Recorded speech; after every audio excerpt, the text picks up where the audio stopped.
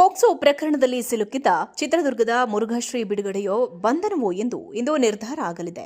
2022 August 26ರಂದು ಮೈಸೂರಿನ ನಜರಾಬಾದ್ ಠಾಣೆಯಲ್ಲಿ ಪ್ರಕರಣ ದಾಖಲಾಗಿತ್ತು.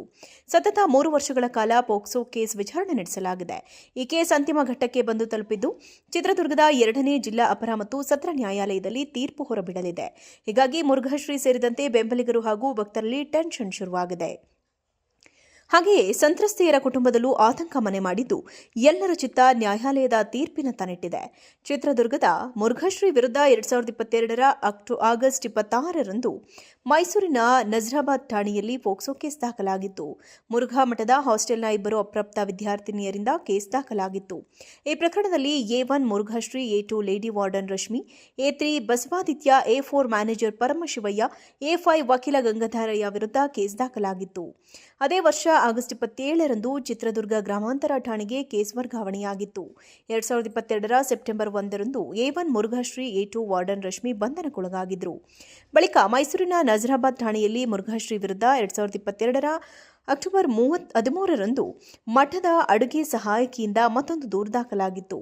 ಆ ಕೇಸ್ನಲ್ಲಿ ತನ್ನಿಬ್ಬರು ಅಪ್ರಾಪ್ತ ಹೆಣ್ಣು ಮಕ್ಕಳ ಮೇಲೆಯೂ ಲೈಂಗಿಕ ಕಿರುಕುಳ ನೀಡಿರುವುದಾಗಿಯೂ ಎಂದು ಕೂಡ ಉಲ್ಲೇಖಿಸಿದರು.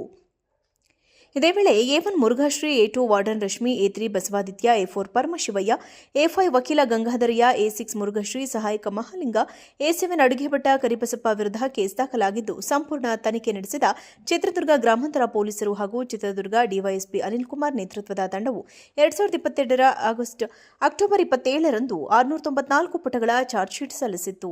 ಅದರಲ್ಲಿ 347 ಪುಟಗಳ ಎ ಮತ್ತು ಬಿ ಎಂದು 2 ಸೆಟ್ ಚಾರ್ಜ್ ಶೀಟ್ ಸಲ್ಲಿಸಿದರು.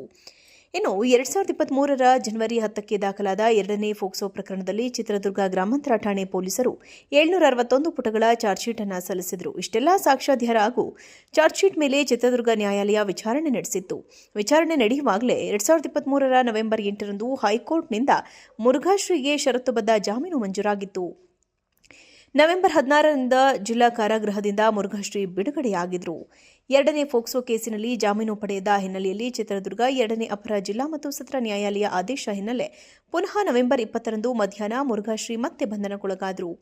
ಬಳಿಕ ಅವರನ್ನು ಕೋರ್ಟ್ ಮುಂದೆ ಹಾಜರುಪಡಿಸಿದರು. ಆಗ ನವೆಂಬರ್ 20 ಸಂಜೆ ವೇಳೆಗೆ ಹೈಕೋರ್ಟ್ ಸೂಚನೆ ಮೇರೆಗೆ ಅಂದು ಬಿಡುಗಡೆ ಭಾಗ್ಯ ಸಿಕ್ಕಿತ್ತು. ಆಗ ಸಂತ್ರಸ್ತೆಯರು ಮುರುಘಾಶ್ರೀಗಳ ಜಾಮೀನು ರದ್ದತಿ ಕೋರಿ ಸುಪ್ರೀಂ ಕೋರ್ಟ್ ಮೊರೆ ಹೋದ ಹಿನ್ನೆಲೆಯಲ್ಲಿ ಮುಖ್ಯ ಸಾಕ್ಷ್ಯ ವಿಚಾರಣೆ ಪೂರ್ಣ ಆಗುವವರೆಗೆ ಮುರುಘಾಶ್ರೀ ಬಂಧನದಲ್ಲಿಡುವಂತೆ ಸುಪ್ರೀಂ ಕೋರ್ಟ್ ಆದೇಶ ಮಾಡಿತ್ತು. ಹೀಗಾಗಿ 2024 ಮೇ 27ರಂದು ಕೋರ್ಟ್ ಎದುರು ಶರಣಾದ ಮುರುಘಾಶ್ರೀಗೆ ನ್ಯಾಯಾಂಗ ಬಂಧನ ವಿಸ್ತರಿಸಿ ಕೋರ್ಟ್ ಆದೇಶಿಸಿತ್ತು. ಬಳಿಕ ಸಂತ್ರಸ್ತೆಯರಿಬ್ಬರು ಸೇರಿದಂತೆ 13 ಜನರ ಸಾಕ್ಷ್ಯ ವಿಚಾರಣೆ ಅಂತ್ಯವಾದ ಹಿನ್ನೆಲೆಯಲ್ಲಿ ಸುಪ್ರೀಂ ಕೋರ್ಟ್ ಆದೇಶದಂತೆ ಮುರುಘಾಶ್ರೀಗೆ ಬಿಡುಗಡೆ ಭಾಗ್ಯ